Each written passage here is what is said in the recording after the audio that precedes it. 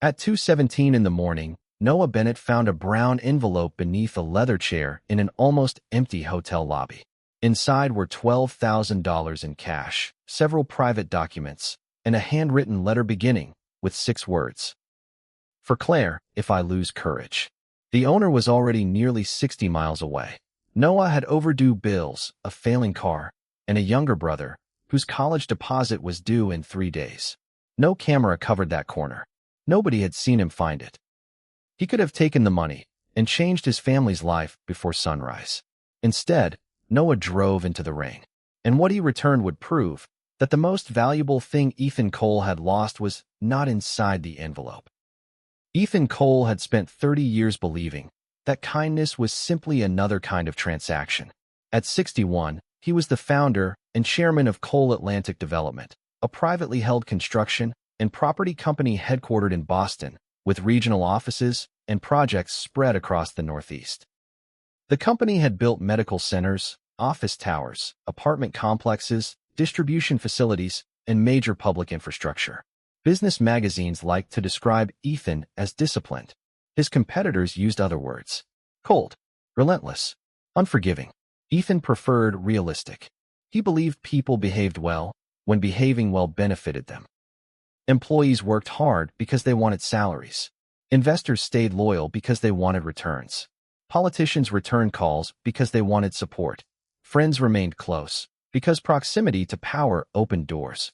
Even generosity, Ethan believed, usually came with an invisible invoice. Everybody wanted something. Sometimes the price was money. Sometimes it was influence. Sometimes it was approval. Sometimes it was simply the chance to say, "You owe me." But there was always a price. Ethan had not been born believing that. Life had taught him. He grew up in a narrow 2-bedroom apartment outside Worcester, Massachusetts, where winter wind pushed through old window frames, and his mother placed rolled towels along the sills to keep the cold from entering. His father, Samuel Cole, repaired industrial boilers. His mother, Margaret, worked at a public library during the day and altered dresses for neighbors at night. They never had much. But when Ethan remembered childhood, poverty was not the first thing he remembered. He remembered soup simmering on the stove. His father's work boots beside the radiator. His mother reading novels aloud, while rain tapped against the kitchen window. He remembered laughter. Most of all, he remembered believing adults when they made promises. Then his father died. A ruptured aneurysm took Samuel before Ethan turned 19. One morning his father was drinking coffee at the kitchen table. By evening, he was gone. The family had almost no savings. Ethan left college after 1 semester and started working construction. He carried drywall, poured concrete, cleaned job sites, drove delivery trucks. He learned quickly that the men who owned buildings could earn more in an afternoon than the men building them earned in months. So he started studying at night. Real estate, finance, zoning, contracts, debt. He saved almost everything. By 28, he had accumulated enough money to buy a neglected 6-unit apartment building with a partner named Daniel Mercer. Daniel was not simply a business associate. He was Ethan's closest friend. They had worked together for 7 years. They had slept on unfinished floors during overnight jobs. They had split sandwiches when neither had enough money for 2 lunches. When Ethan married Rachel, Daniel stood beside him. When Ethan's daughter Claire was born 2 years later, Daniel was one of the first people outside the family to hold her. Ethan trusted him completely. That was the mistake. 3 years after Ethan and Daniel bought their first building, Daniel disappeared. So did nearly every dollar in their operating account. The company owed contractors. Banks demanded payments. Employees expected wages.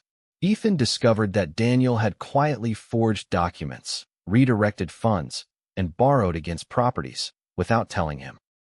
The betrayal almost destroyed everything. For 11 months, Ethan worked like a man trying to outrun a fire. He sold his house. He borrowed against his mother's small home. He slept in his office. Rachel begged him to slow down. He could not. Trust had nearly killed his company. Ethan promised himself it would never happen again. The company survived. Something inside Ethan did not. Rachel remained with him for another 13 years. She watched suspicion spread through him slowly. At first, it appeared only in business. He checked contracts twice. then 3 times. He questioned employees about tiny inconsistencies. He hired investigators before major partnerships. Then suspicion followed him home. He questioned Rachel about expenses. He became uncomfortable when she made decisions without telling him. When Claire started dating, as a teenager, Ethan wanted to know everything about the boys. Parents, grades, families, money. He called it protection. Rachel called it fear. One evening, when Claire was 14, Rachel finally packed a suitcase. Ethan stood in the kitchen watching her. "You're really leaving?" Rachel stopped. She looked exhausted. "Daniel stole money from you, Ethan." His jaw tightened at the name. "But you've let him steal something from this family every day since." "I don't know what you're talking about." "You don't trust anybody anymore." "I trust facts." "No." Rachel shook her head. "You trust control." Ethan said nothing. Rachel looked at him for a long moment. Then she said the sentence he would spend years pretending not to remember. "One day you're going to realize you've protected yourself from betrayal by protecting yourself from love." She walked out. Ethan responded the same way he responded to every loss. He worked harder. Coal Atlantic grew, then grew again. By his early 50s, Ethan was worth more money than his parents could have imagined. He bought a restored townhouse in Boston, a summer property in Maine, a collection of classic automobiles.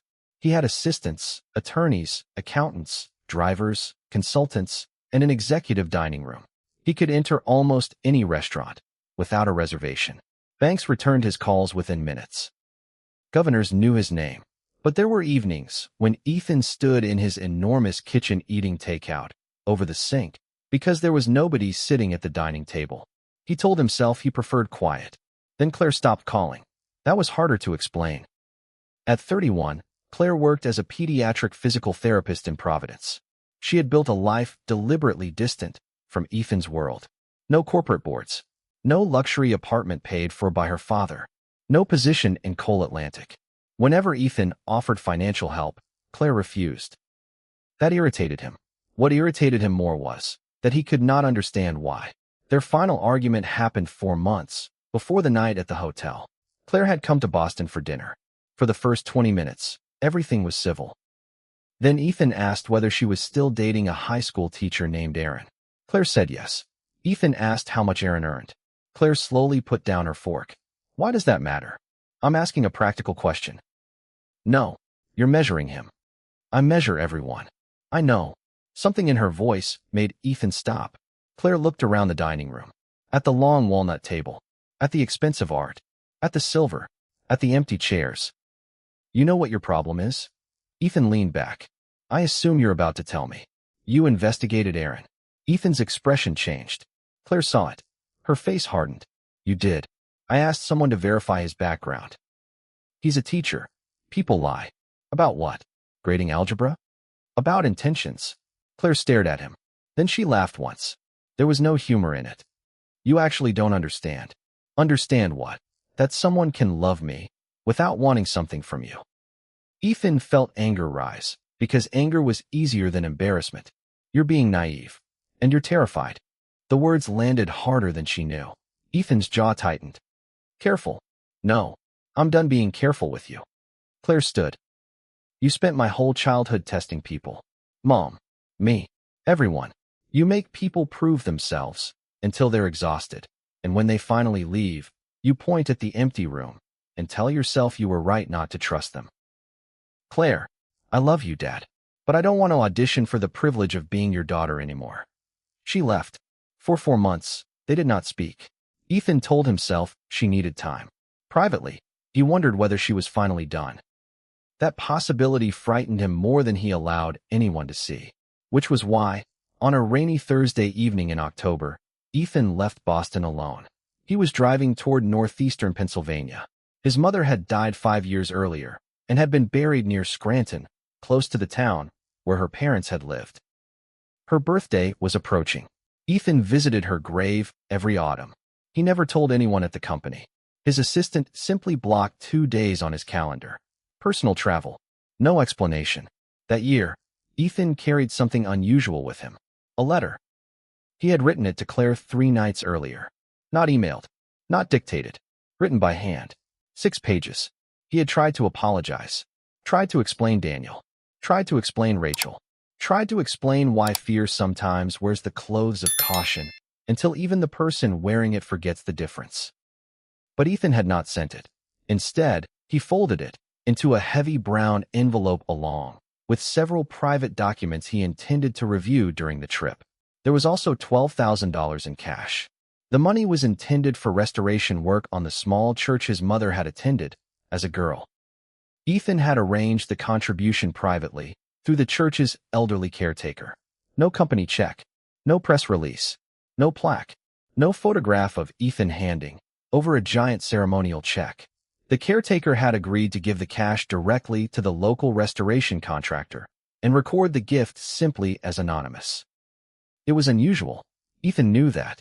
But for once in his life, he wanted to give something without attaching his name to it. He put the envelope inside his briefcase and drove west.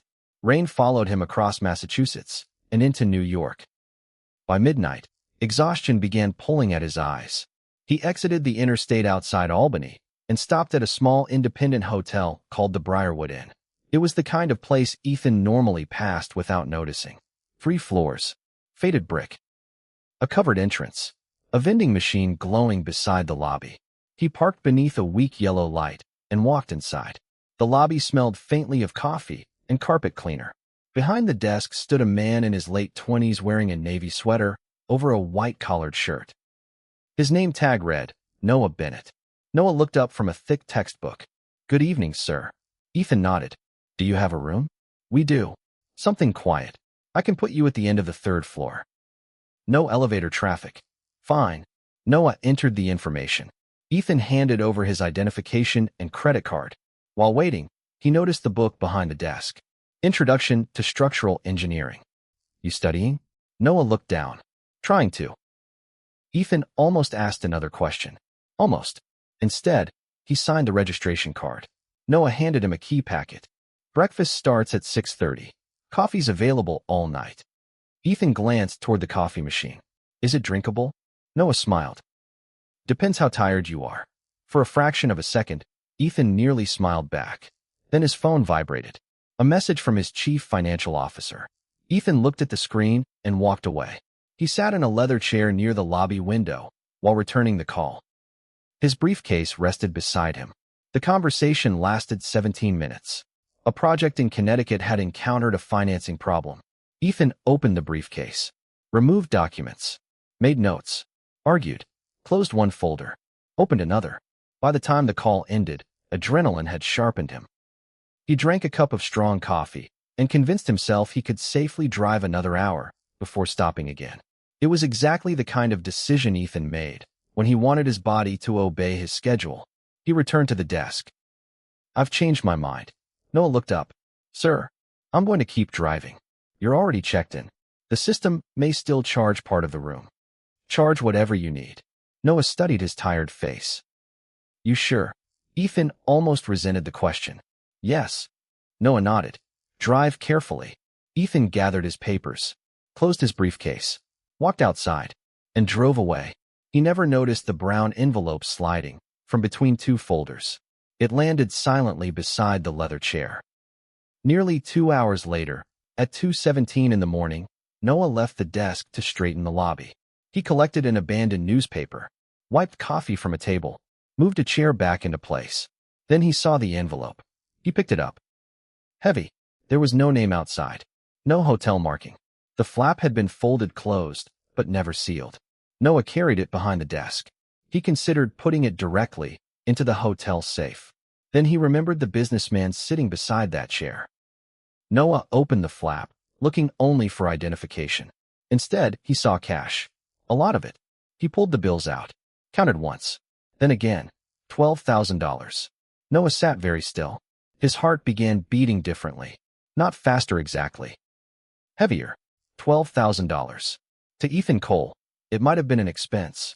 To Noah Bennett, it was almost impossible money. Noah earned $17.80 an hour. He worked 4 overnight shifts each week and picked up maintenance work whenever the manager needed help. 3 years earlier, Noah had been studying civil engineering at a state university. He had completed a little more than 2 years of his degree. He loved it. Bridges fascinated him. Not because they were beautiful, though some were. Because bridges solved a human problem with mathematics. Two separated places. One structure connecting them. He liked that idea. His father, Thomas Bennett, had been a carpenter. His mother, Helen, drove a school bus. Noah was the first person in his immediate family to attend university. Then Thomas fell from a roof. The accident did not kill him. In some ways, that made everything harder. Thomas survived with a damaged spine, chronic pain, and limited mobility. The family's insurance covered part of the hospital care. Not enough. Helen began working extra routes. Noah came home on weekends. Then his younger brother, Luke, started skipping school to help. Noah made a decision. He left university. Temporarily, he told everyone. That temporary decision had lasted almost 4 years. He worked nights because it allowed him to help his father during the day. He studied from used textbooks because he still intended to return. Someday. There was always a someday. When the medical debt decreased. When his father improved. When Luke finished high school. When the car stopped breaking. When life finally loosened its grip. Life never did. And now $12,000 sat on the desk. Noah's first thought was not greed. It was relief. That frightened him more. He imagined paying the remaining medical balance. He imagined repairing his mother's van. He imagined replacing his own failing car. Then he thought about Luke. Luke had been accepted into a technical college. He wanted to become an electrician. His enrollment deposit was due Friday. The family was $800 short. $800. Noah looked at the stack. 8 bills. That was all. He could take 8. Return the rest. Who would ever know? The thought came so naturally that Noah felt ashamed. Then another thought followed. What if the owner did not even know exactly how much money was inside? Noah stared at the bills. The hotel camera covered the front desk, the entrance, the elevator. It did not cover the corner where the envelope had fallen. Nobody had seen him pick it up. He could take all $12,000. He could put the empty envelope in the trash. He could pay Luke's deposit tomorrow morning, pay the hospital, fix the van, maybe even put something aside for school. Nobody would know. Noah closed his eyes. His father's voice came back to him. Thomas had never been a man of speeches. He taught mostly while working. Measure twice. Own your mistakes. Don't hide bad work behind paint. And one sentence Noah remembered from childhood. You don't become honest when somebody offers you a reward. You decide who you are before the reward ever appears. Noah opened his eyes. The money was still there. So were his problems. That was what made the decision difficult. He put every bill back. Then he examined the documents for a name. Ethan Cole. Cole Atlantic Development. A Boston address.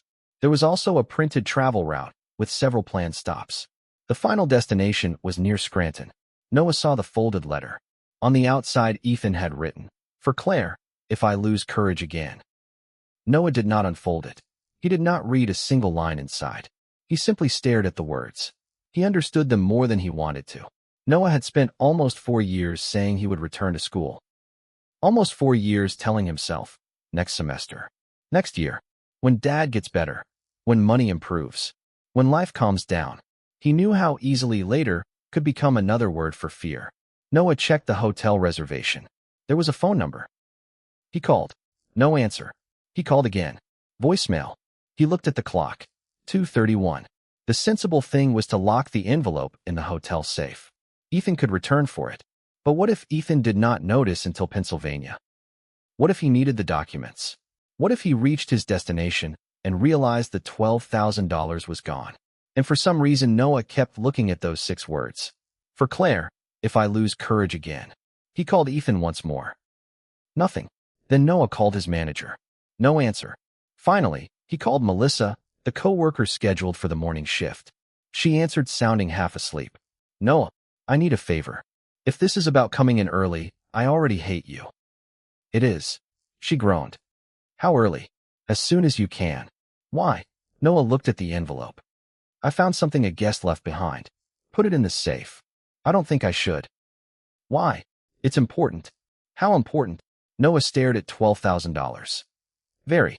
Melissa arrived shortly after 3. Noah told her a guest had left cash and private documents, and that he had located the owner. He did not tell her the amount. He signed out, put on his old raincoat, walked to the parking lot. His car was a 12-year-old Ford, with a dented passenger door, more than 180,000 miles on the odometer, and a heater that worked whenever it felt generous. It started on the third attempt. Noah placed the envelope on the passenger seat. Then he drove west. Rain streaked across the windshield. The wipers squeaked every few seconds. His gas gauge sat below half. After 20 minutes, he pulled into a 24-hour station. $43. Noah watched the numbers climb on the pump. $43 was groceries. $43 was medication. $43 was more than 2 hours of his life behind the hotel desk. He paid, got back into the Ford, and continued. The envelope sat beside him. At every dark mile, Noah knew he could still turn around. He could still take the money. He could still tell himself he had tried to contact Ethan and failed. He could still create a story that made theft sound like necessity. That was the dangerous thing about desperation. It could make almost anything sound reasonable. Noah tightened both hands around the steering wheel. Luke's deposit, $800. His father's bills. His mother's van. His own tuition, $12,000. For several miles, he turned off the radio. He needed silence. He needed to hear himself think. Around 4 in the morning, Ethan stopped at a service area roughly 70 miles west of Albany.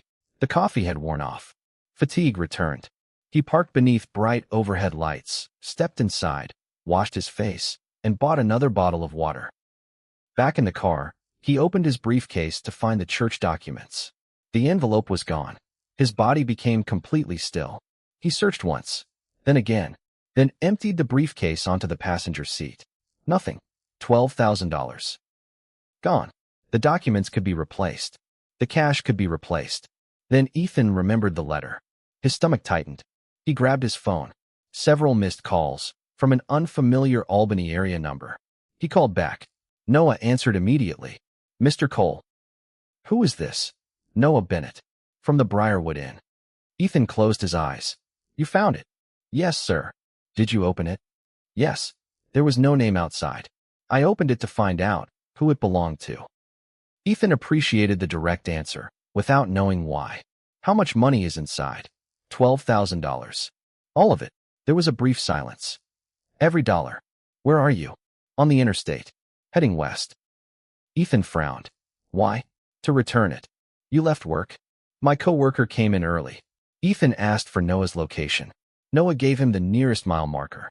He had already covered most of the distance between the hotel and Ethan's service area. Ethan looked at the highway signs. Keep coming west. I'm at the next major service plaza. I'll wait. You don't need to drive back? No. I should be there in about 20 minutes. Ethan sat in the parked car. For the first time, he looked up Noah's name. He stopped himself. That surprised him. Normally, Ethan researched people automatically. Instead, he put the phone down. 23 minutes later, an old Ford entered the service plaza. One headlight was slightly dimmer than the other. The car parked several spaces away. Noah stepped out wearing a cheap raincoat. He held the brown envelope beneath it. Ethan got out. Rain struck the metal awning above them. Mr. Cole. Ethan's eyes went immediately to the envelope. Noah handed it over. Everything should be there. Ethan opened it. Counted the money. $12,000. Checked the documents. Then the letter. Still folded. Still unread. His shoulders relaxed. Noah noticed. That letter must be important. Ethan looked at him. You didn't read it? No. Why not? Noah seemed genuinely confused by the question. Because it wasn't mine. Ethan studied him, then reached into the envelope. He removed $500. Held it toward Noah. For your trouble. Noah looked at the money, then at Ethan. No, thank you. Take it. I can't. You drove nearly 70 miles in the middle of the night. I know. You left work. Melissa covered. You paid for gas. Yes. Then take the money. Noah shook his head. I didn't come for that. Ethan felt something close to irritation. Not because Noah was rude. Because Ethan could not place him into a category he understood. Everybody comes for something. Noah's expression changed slightly. Maybe. What do you want? Nothing. That's not an answer. It is. Ethan lowered the bills. Rain hissed beyond the awning. Trucks moved along the wet interstate. Why didn't you leave it at the hotel? Noah looked toward the highway. I could have. Then why are you here? Noah hesitated. then nodded toward the envelope. I saw what you wrote on the letter. Ethan's fingers tightened. I didn't read it. Noah continued. But I saw the outside. Ethan said nothing. Noah looked at him.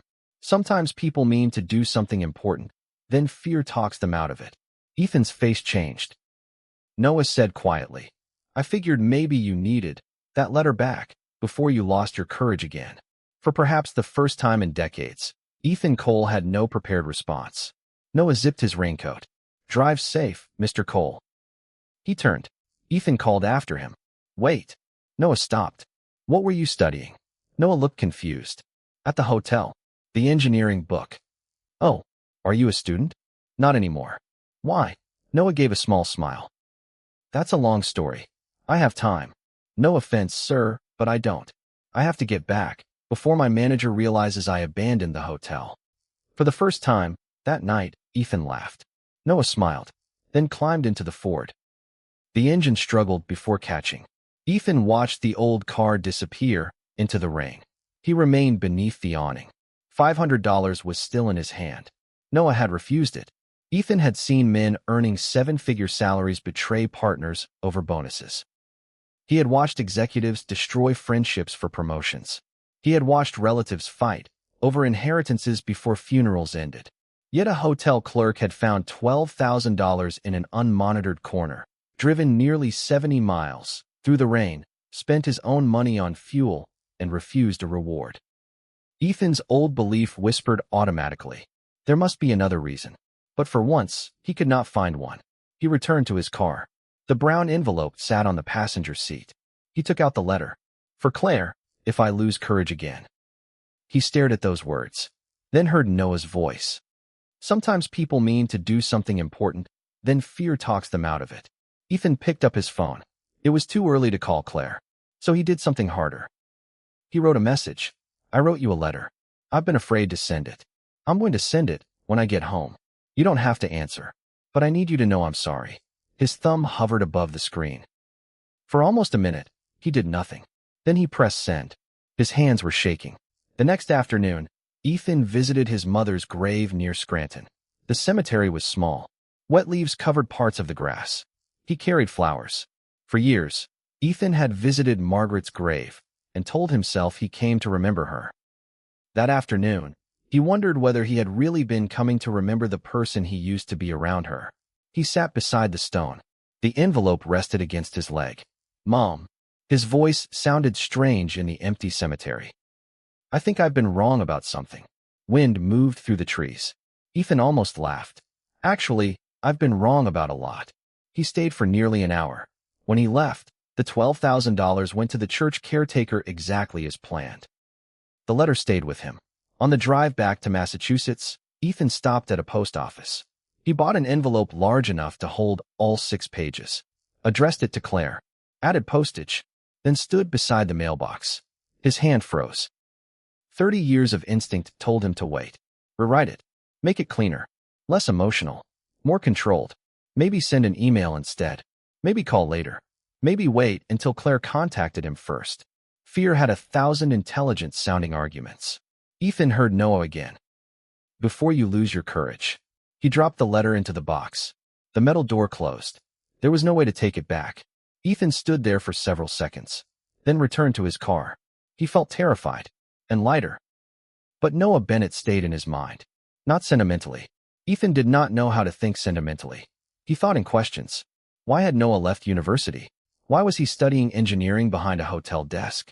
Why did a man driving a failing car refuse $500? Most of all, why did Noah's choice bother him so much? Ethan knew the answer. Because Noah had done something that contradicted the rule Ethan had used to organize his entire adult life. If one person could choose integrity without compensation, perhaps Ethan's rule was not a rule. Perhaps it was a wound pretending to be wisdom. 2 nights later, Ethan returned to the Briarwood Inn. Noah was behind the desk. The engineering book was open. Noah looked up. Recognition crossed his face. Mr. Cole, your coffee any better? No. Good. I'd hate for this place to lose its identity. Noah laughed. This time Ethan smiled. Actually smiled. He bought coffee, then remained at the desk. Noah waited. Ethan pointed at the textbook. Tell me the long story. Noah hesitated. Then he told him. University. His father's accident.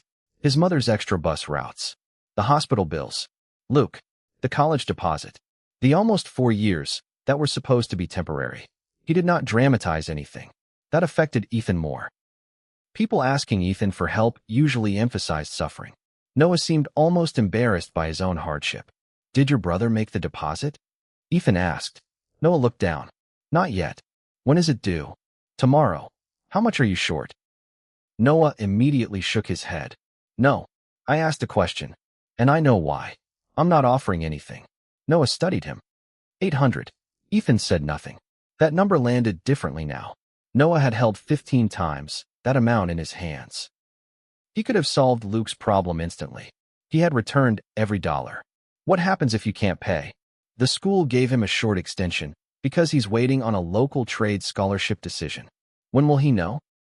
Hopefully tomorrow. And if he doesn't get it? Noah shrugged.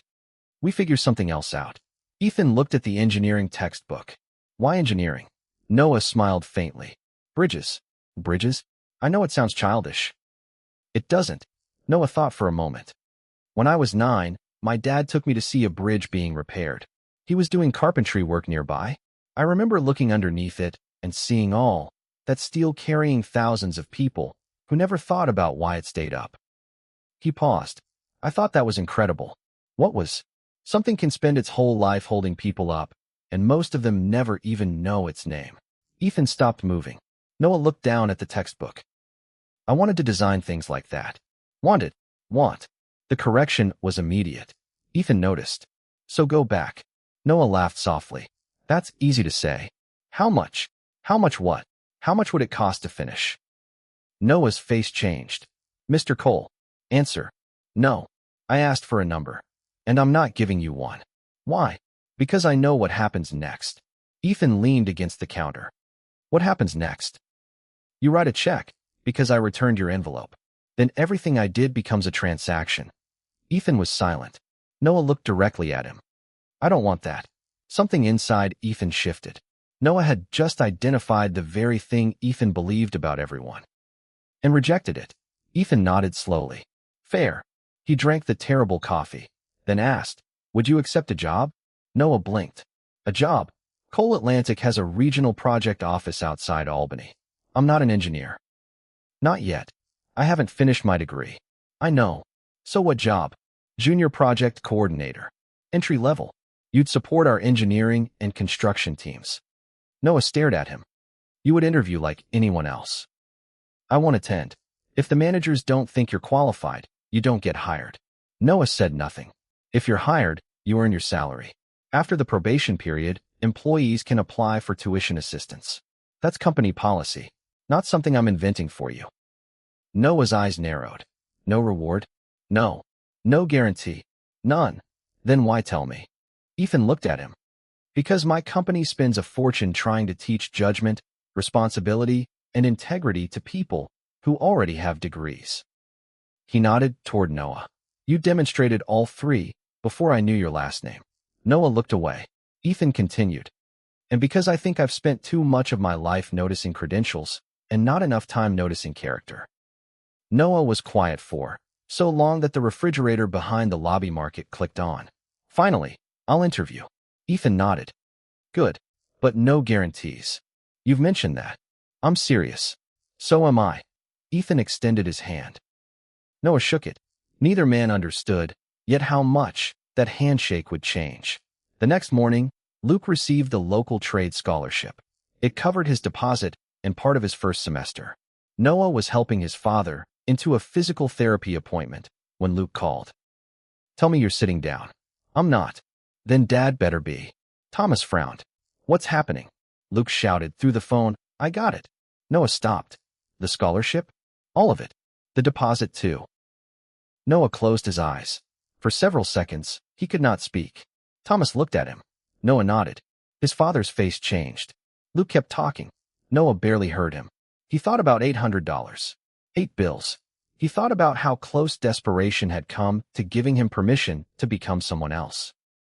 Then he looked at his father. Thomas said quietly, You okay? Noah nodded. Yeah. And this time he meant it. A week later, Noah interviewed with Coal Atlantic's Albany regional office. Ethan did exactly what he promised. He stayed away. 3 managers questioned Noah for nearly 2 hours. They asked about construction scheduling, basic mathematics, safety procedures, conflict resolution, why he had left university, why he wanted to return. Noah answered honestly. When he did not know something, he said, "I don't know," then explained how he would find the answer.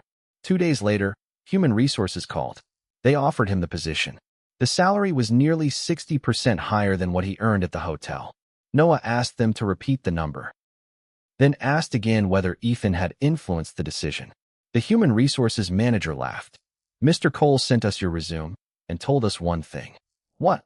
"Treat him like anyone else." Noah accepted. He called his mother first. Helen cried. His father tried not to. Luke shouted loudly enough from the kitchen that Noah moved the phone away from his ear. Then Noah called Ethan. "I got it. I heard. You didn't interfere?" "No." "Promise." The old Ethan might have been offended. Instead he said, "I promise." Noah exhaled. "Then thank you." "For what?" "For opening the door." Ethan looked out the window of his Boston office. "Noah." "Yes." "Walk through it yourself." Noah did. His first months at Coal Atlantic were difficult. The Albany office was larger than anything he had experienced. Meetings moved quickly.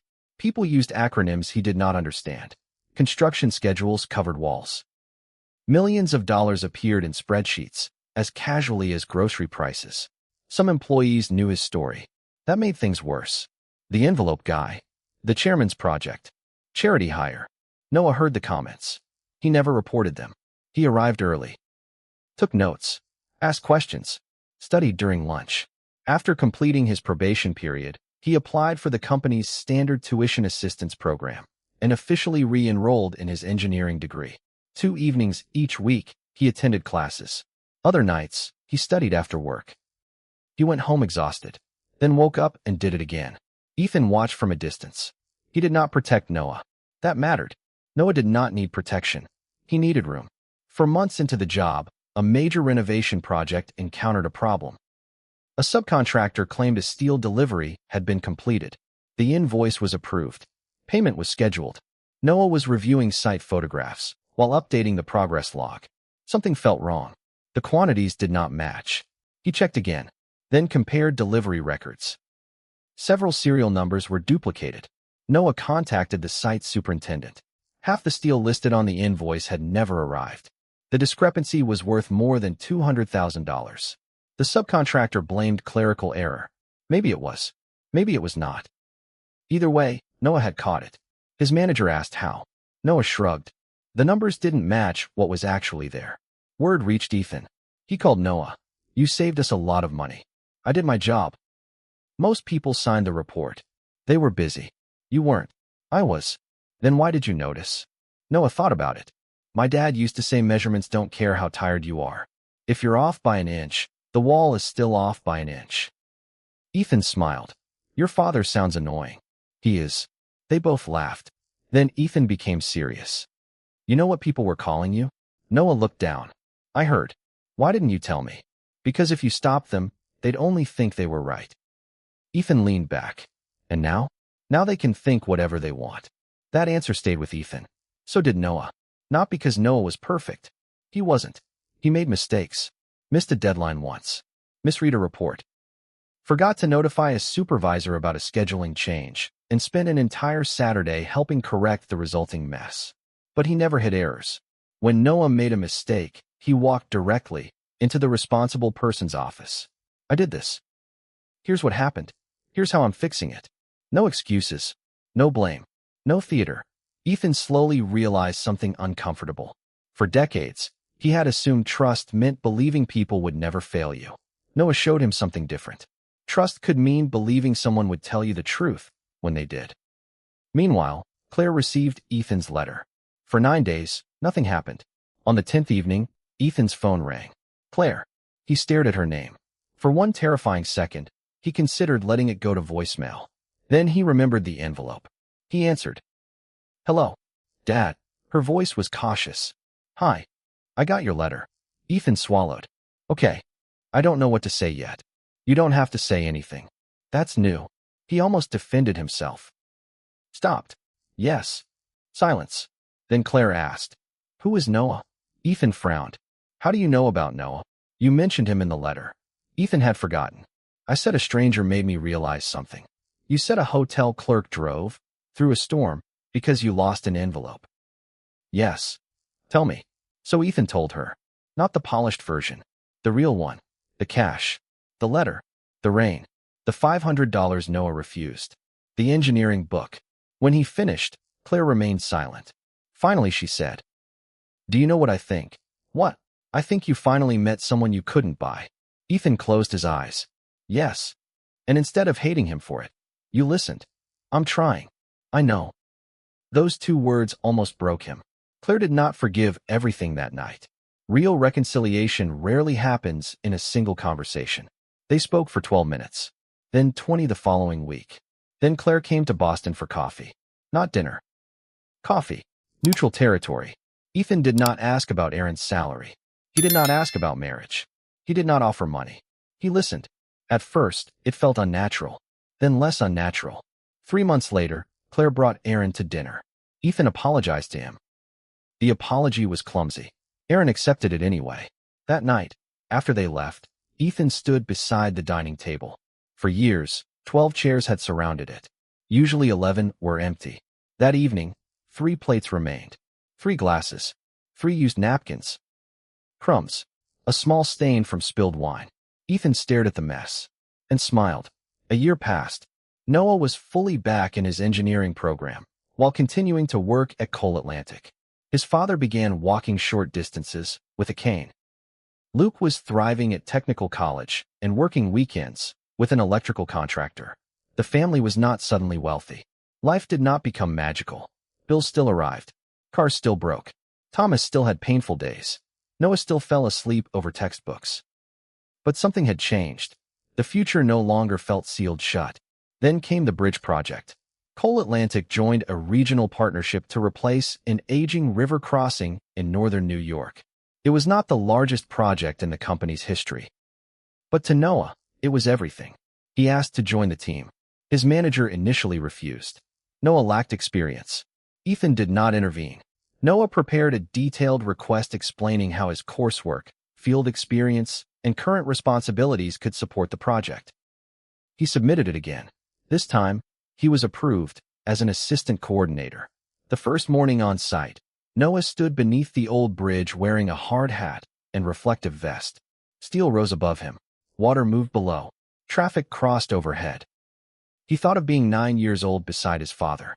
He called Thomas. "Dad, what's wrong?" "Nothing. You only call this early when something's wrong." Noah laughed. "I'm under a bridge." Thomas paused. "That doesn't sound safe." "I'm working on it." Silence. Then Thomas understood. His voice changed. "You made it." Noah looked at the workers moving around him. "No." He smiled. "I'm making it."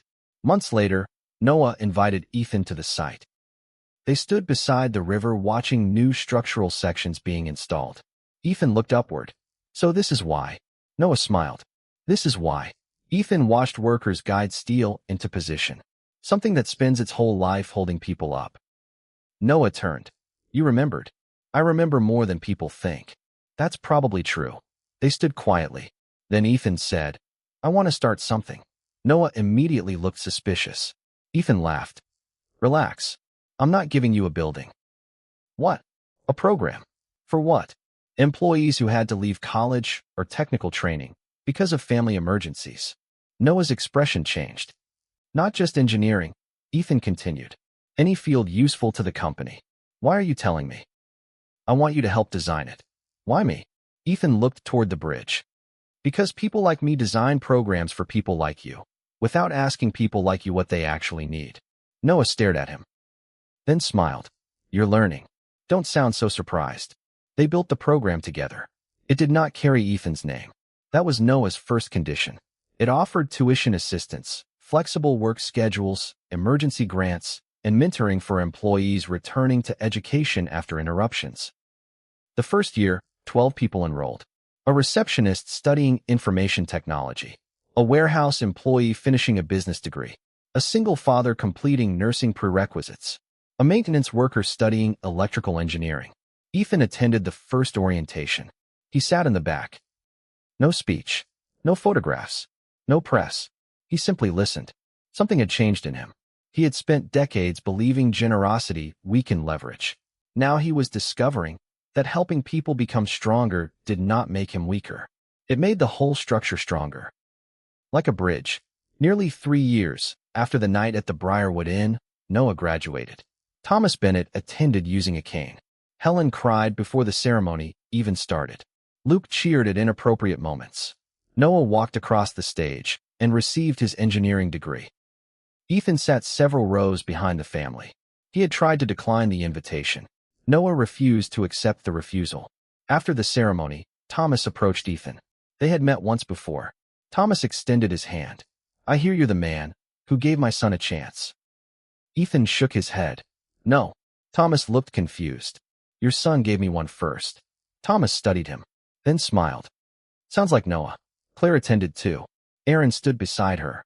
Ethan introduced Claire to Noah. Claire shook his hand. "So you're the envelope guy?" Noah groaned. "Please don't call me that. I've wanted to meet you." "Why?" Claire looked toward Ethan. Her father was talking to Thomas. Laughing. Actually laughing. She turned back to Noah. "Because you returned something he didn't know he'd lost." Noah looked uncomfortable. "I returned an envelope." Claire smiled. "That's what Dad says you always say." "What did I return?" "My father." Noah did not know how to answer. Claire's eyes filled slightly. He spent years believing that if he expected the worst from everyone, nobody could surprise him with it. She looked at Ethan again. "You surprised him with something better." Noah swallowed. Maybe he was ready. Claire nodded. Maybe. Several months later, Ethan made the drive to Pennsylvania again. Autumn. His mother's birthday. This time, Claire came with him. They drove for hours. At first they talked. Then they listened to music. Then they drove quietly. But the silence was different now. Not punishment. Not distance. Comfort. Near Albany, Ethan saw the sign for the Briarwood Inn. He took the exit. Claire looked at him. "Where are we going?" "You'll see." The hotel looked almost exactly the same. Faded brick. Weak entrance lights. Old coffee machine. Ethan walked inside. A young woman sat behind the desk. Beside her was an open biology textbook. Ethan stopped. Claire noticed. "What?" "Nothing." He approached the counter. "Coffee still terrible?" The clerk looked confused. "I think it's okay." "Then things have improved." He bought 2 cups. Claire tasted hers. "This is awful." Ethan smiled. "Good." They sat near the window. The leather chair had been replaced. Ethan stared at the spot where the envelope had fallen. Claire watched him. "This is where it happened." "Yes." "Where Noah found it." "Right there." Claire sipped the coffee and made a face. "What was really in the envelope?" "You know? Money. Documents. My letter." "Yes." "No." She turned toward him. "What was really in it?" Ethan understood. He looked through the lobby window at the parking lot. Rain had begun. Light rain. Almost exactly like that night. "Fear," he said. Claire waited. "I had written 6 pages telling you I was sorry, and I still couldn't send them." "Why?" "Because apologizing meant admitting I needed you." Claire's expression softened. "And needing someone meant they could hurt you." "Yes." "So you carried the letter around instead." "Yes." Claire laughed gently. "That's incredibly stupid." Ethan smiled. "It was." They sat together. Then Claire reached across the table and took his hand. Ethan looked down. For most of his life, he would have searched the gesture for meaning. What did she want? What came next? What obligation did it create? This time, he simply held her hand. Nothing more. Nothing less. Across the lobby, the young clerk returned to studying. Ethan noticed the textbook. He remembered Noah. The night. The rain.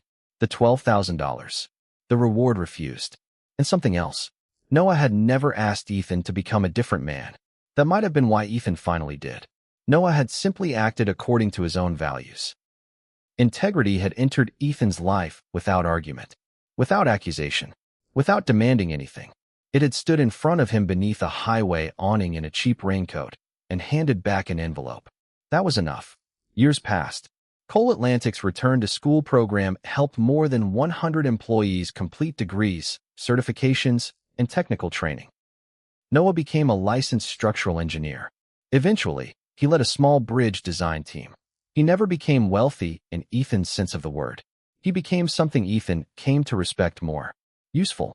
Noah helped build structures people trusted with their lives. Some mornings, thousands of cars crossed bridges he had helped design.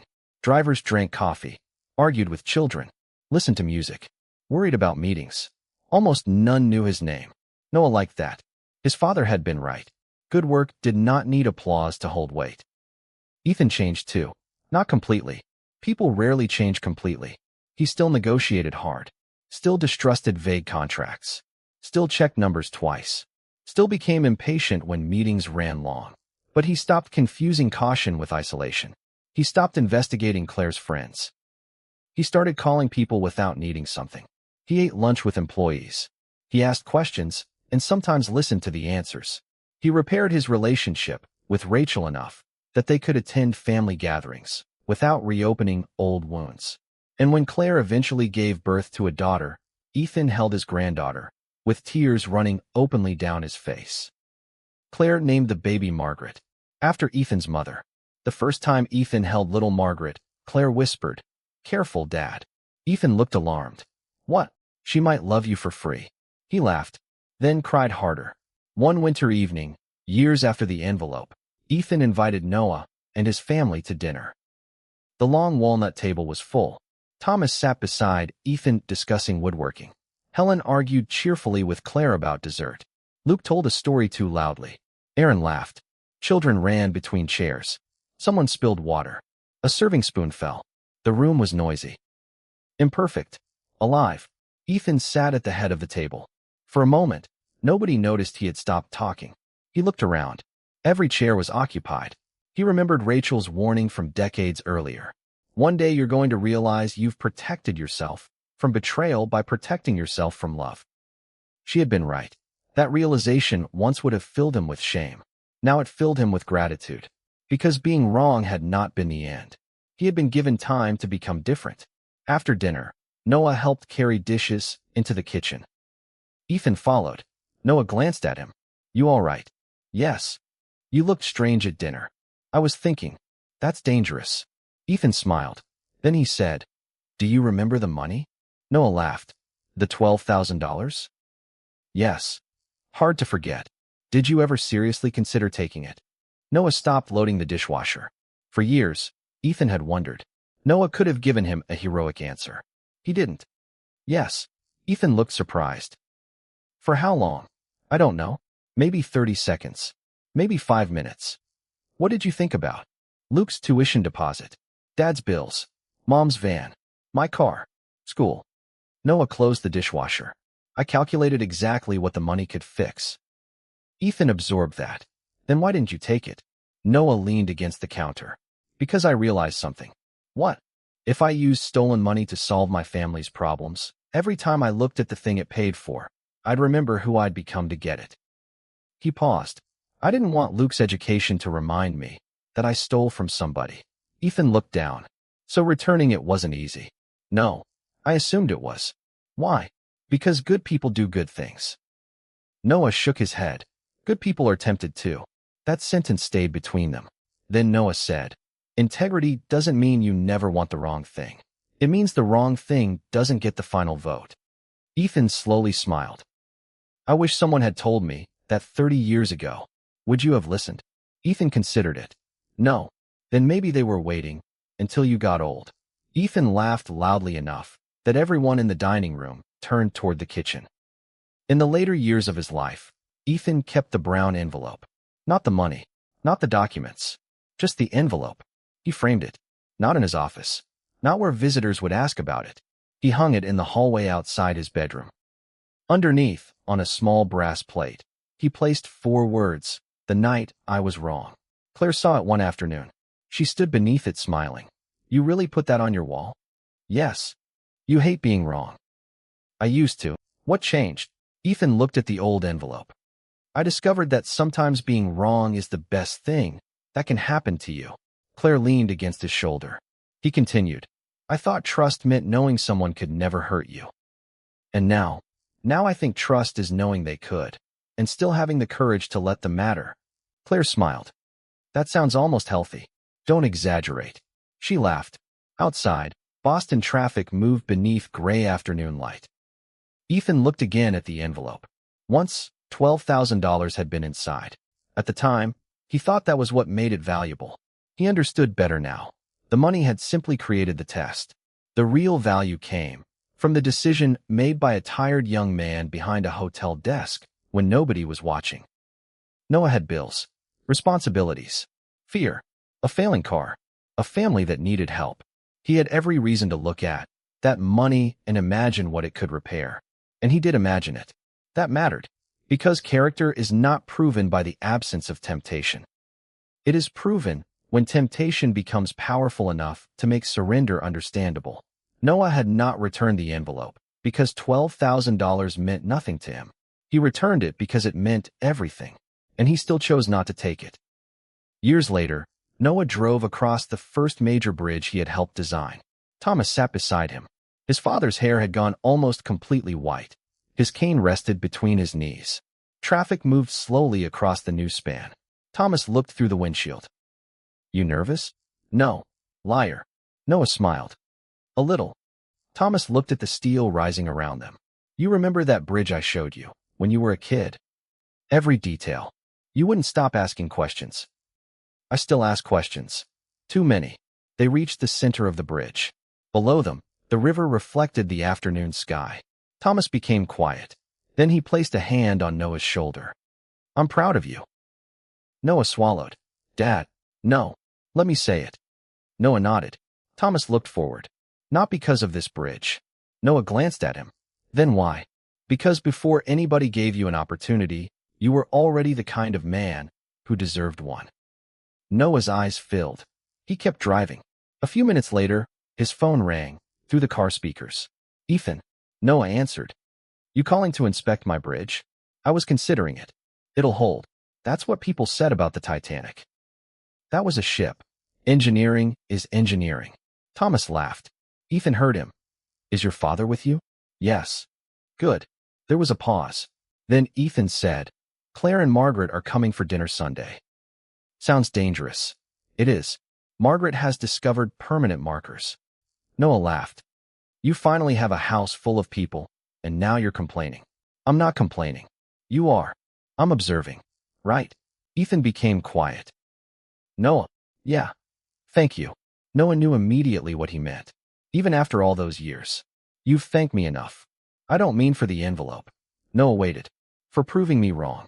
Noah smiled. Anytime. They ended the call. Noah continued across the bridge. His father beside him. The river below. The road ahead. And somewhere in Boston, Ethan Cole sat at a dining table that no longer looked like a monument to loneliness. He had once spent decades building walls because walls felt safe. Then a stranger taught him the value of bridges. Not with a speech. Not with money. Not by trying to change him. Simply by doing what was right, when doing what was right cost something. On Ethan's 75th birthday, his family gathered in the Boston townhouse. Claire organized dinner. Margaret decorated a cake badly and proudly. Aaron brought wine. Noah arrived with Thomas and Helen. Luke brought his children. Every chair around the long walnut table was occupied. Ethan sat quietly while everyone talked over one another. At one point, Margaret climbed into his lap. Grandpa, yes. Why are you crying? The table went quiet. Ethan wiped his face. I'm not. Claire laughed. You definitely are. Margaret touched his cheek. Are you sad? Ethan looked around the table. At Claire. At Noah. At Thomas. At Helen. At Luke. At the noise. At the plates.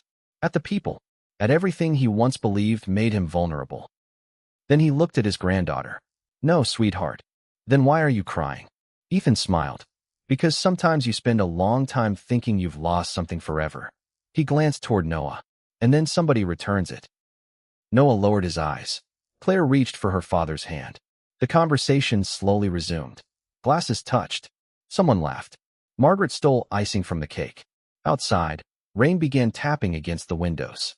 The sound carried Ethan back to a highway service plaza 14 years earlier. A tired young man. A cheap raincoat. An old Ford. A brown envelope. $12,000. And a choice. One quiet choice. That was all it took to begin. Not to repair everything instantly. Not to erase 30 years of fear. But to create the first crack in a wall. And sometimes that is enough. Because light does not need the whole wall to disappear. It only needs one opening. Ethan had once believed everybody had a price. Noah Bennett never proved that temptation did not exist. He proved something far more important. A person can desperately need what is in front of them and still say, no, it isn't mine. That was the lesson Ethan carried into old age. Some things cannot be purchased. Some people cannot be measured by what they earn. And sometimes the person who appears to have the least is carrying exactly what the richest person in the room has lost. Character, trust, hope, the courage to believe in another human being again. Noah returned $12,000 that night. But money was never the most important thing he gave back. He returned a father's courage to apologize. He returned a daughter's chance to trust him again. And he returned Ethan Cole to the part of himself he had buried 30 years earlier.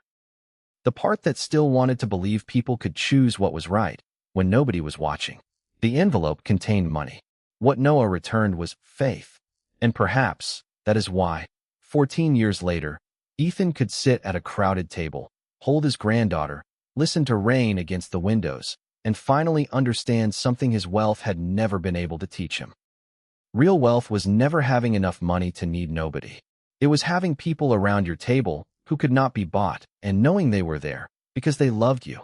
Free. Thank you for following this story. Let us know in the comments below if this story has moved you and you'd like to stand with us in bringing more voices of truth and hope to light. And of course, don't forget to subscribe so you won't miss the next chapter we're preparing for you.